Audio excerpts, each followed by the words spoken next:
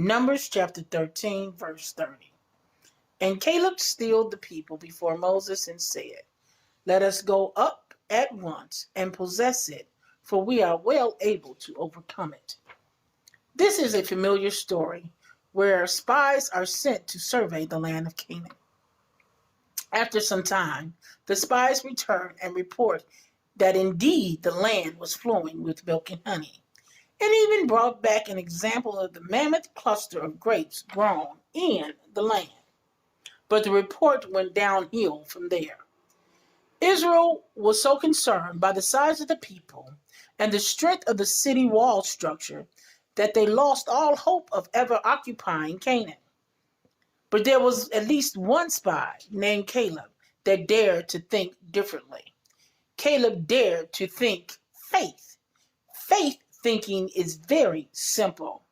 Faith thinking is trusting in God's word. You see, Caleb knew that Canaan was the land promised by God.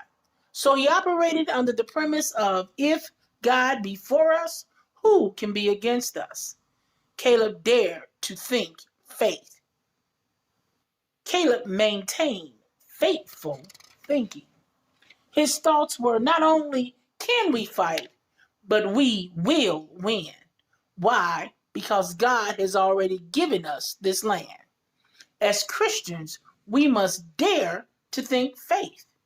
Despite the hopelessness of others, Christians must always act and think faithfully that hope is never all lost.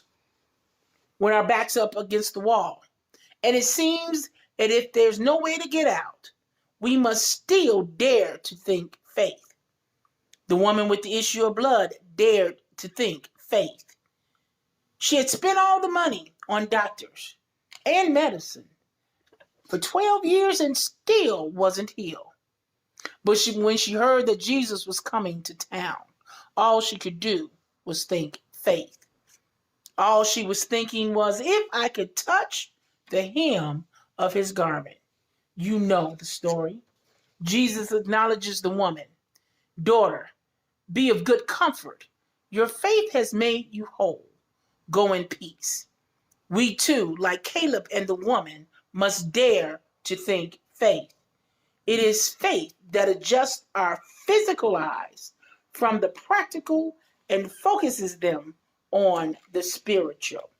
2 Corinthians 5, verse 7 confirms this simply by assuring us that we walk by faith and not by sight. God bless you, my Father's children. Peace and blessings.